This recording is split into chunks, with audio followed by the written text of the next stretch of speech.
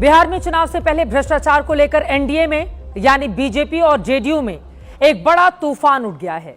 लेकिन सबसे चौंकाने की बात यह है कि इसमें विपक्ष यानी आरजेडी और कांग्रेस का, तेजस्वी और राहुल गांधी का कोई रोल नहीं है। जनसुराज के प्रशांत किशोर ने एनडीए पर जलती माचिस फेंकी। उसे बीजेपी और जेडीयू में ही कुछ लोगों ने हवा देकर आग बना लिया है। प्रधानमंत्री नरेंद्र मोदी का नारा है, न खाऊंगा न खाने दूंगा।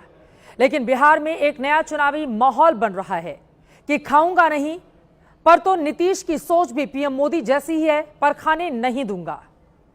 इसको लेकर उनकी सोच जरा उदार सी है। क्या उन्होंने इसकी छूट दे रखी है? दरअसल नीतीश कुमार को घेरे हुए ये जो 5 चेहरे इस वक्त आप अपनी स्क्रीन पर देख रहे हैं, इन्हीं 5 लोगों को लेकर नीतीश सरकार को भ्रष्टाचार में घेरा जा रहा है। इनमें 4 चेहरे बीजेपी के हैं और 1 चेहरा जेडीयू का। ये पांचों बिहार में सत्ता के बहुत बड़े चेहरे हैं। लेकिन जैसा कि मैंने पहले कहा, इन 5 नेताओं को भ्रष्टाचार में घेरने का श्रेय तेजस्वी और राहुल गांधी का नहीं, खुद बीजेपी और जेडीयू के लोगों ने चुनाव से पहले एनडीए में ये सुनामी उठा दी है। पूरा बवाल देखने से पहले इसके 8 किरदार सबसे पहले आपके सामने रखते हैं, जिनमें सबसे पहले हैं प्रथम जनसुराज के संस्थापक पीके यानी प्रशांत किशोर, जिन्होंने एनडीए के 5 नेताओं पर भ्रष्टाचार के गंभीर आरोप लगाए।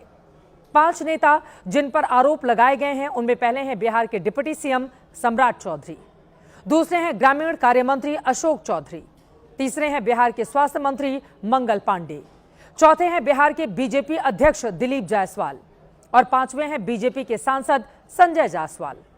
और पीके की चिंगारी को हवा देकर आग बनाने वाले किरदार भी अब आपके सामने रखते हैं, जिनमें पहले नंबर पर बीजेपी के पूर्व सांसद, पूर्व केंद्रीय मंत्री आरके सिंह और दूसरे हैं जेडीयू के सबसे बड़े मुख्य प्रवक्ता नीरज कुमार। तो प्रशांत किशोर से शुरू करते हैं कि उन्होंने नीतीश के 3 मंत्रियों समेत बिहार में एनडीए के इन 5 नेताओं पर भ्रष्टाचार के कौन-कौन से गंभीर आरोप लगाए।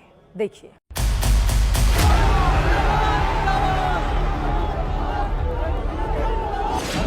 नेता सर्वदलीय अशोक चौधरी पिछले 2 वर्ष में 200 करोड़ रुपया से ज्यादा का संपत्ति, इन्होंने जमीन खरीदी है करीब 200 करोड़ रुपए का। नाबालिग होने के नाम पर इनको जेल से निकाला गया। कि 2010 में जब सम्राट चौधरी ने अपना हलफनामा दिया तो उसमें लिखा कि मैं 7वीं पास हूँ। ये आदमी इतना फर्जी है, ये मैट्रिक का परीक्षा पास ही नहीं किया। दिलीप जायसवाल